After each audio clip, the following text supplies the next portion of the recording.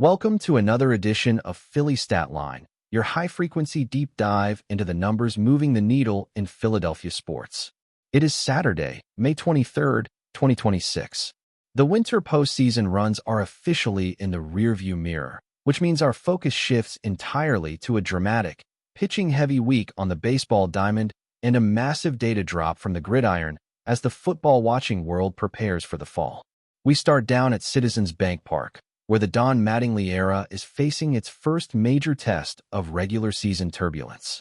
After a blazing 7-3 start under their interim manager, the Phillies bats have cooled off significantly over the last 7 days, leading to a challenging stretch against elite arms.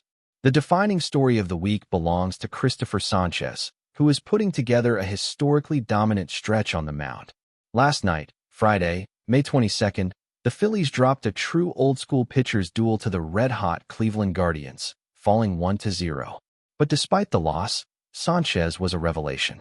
He extended his scoreless innings streak to a staggering 37 2/3 innings. That is officially the second-longest consecutive scoreless streak in Phillies franchise history, trailing only the legendary Grover Cleveland Alexander, who set the benchmark at 41 scoreless frames all the way back in 1911. Outside of Sanchez's brilliance, the numbers show a team searching for offensive consistency. Earlier in the week, the Phils dropped 2 out of 3 to the Cincinnati Reds, including a 9-4 loss on Wednesday where Aaron Nola struggled to find his command early, surrendering a 3-run second inning that put the team in a hole. Last night against Cleveland, the offense squandered a scoring opportunity in the 8th when Adolis Garcia threw out Jose Ramirez at second base, and Bryson Stott's 10th stolen base of the year wasn't enough to spark a run against Cleveland's bullpen. The lone run of the game came in the top of the 9th on a pinch-hit solo homer given up by Joan Duran. At 18-26 overall, the Phillies find themselves struggling to gain ground in the National League East, and today's matchup with Cleveland is currently facing a weather delay as the team looks to snap a 3-game skid. Switching over to the hardwood, the post-mortem analysis of the Philadelphia 76ers postseason exit has triggered an absolute earthquake in the front office. Just days after the team was eliminated in a swift 4-game sweep by the New York Knicks, the organization announced a massive structural shakeup. The Sixers have parted ways with President of Basketball Operations Daryl Morey. Bob Myers, current President of Sports for Harris Blitzer Sports and Entertainment, has assumed control of basketball operations in the interim while the franchise searches for a permanent replacement. Whoever takes the job inherits a roster with massive question marks. With more than half the roster eligible to hit the open market as unrestricted free agents, analysts are projecting a total turnover of the supporting unit around Joel Embiid and Tyrese Maxey. Because the team lacks broad financial capital to chase max contract stars, early internal metrics suggest the front office will focus on high-efficiency bench depth. Target names already surfacing in league circles include veteran shooter Chris Middleton to bolster the perimeter wing depth, and versatile big man Jock Landale, who shot over 38% from three-point range this year and could fill a highly critical stretch 5 role behind Embiid.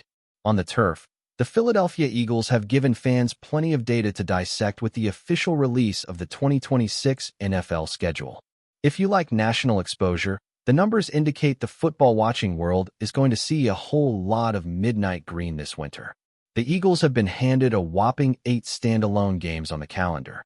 That includes 6 primetime matchups, 2 on Monday Night Football, 2 on Sunday Night Football, and 2 on Thursday night, including a highly anticipated Christmas Eve showdown against the Houston Texans. The schedule makers also gave the Birds 2 unique, exclusive time slots. On October 11th, the Eagles will travel across the pond to London to face the Jacksonville Jaguars at Tottenham Hotspur Stadium. The historical data here favors the Birds. This is the club's 3rd ever international regular season game, and they previously beat Jacksonville in London back in 2018. Furthermore, the Eagles will play on Thanksgiving Day for the 8th time in franchise history, traveling to Dallas for a 4:30 kickoff. The statistical trend to love? The Eagles are 6-1 all-time on Thanksgiving. That .857 winning percentage is the highest of any NFL franchise that has played at least 7 games on the holiday. Ben Johnson's squad officially kicks things off at Lincoln Financial Field on September 13th against Washington. That is your Philly stat line for the week of May 23rd, 2026. The front office is restructuring, the schedule grid is locked in, and the baseball season is grinding through the heat of May. Catch us next Saturday for more high-frequency analytics and roster updates. Rep your city in style. True Philly fandom never takes an off-season.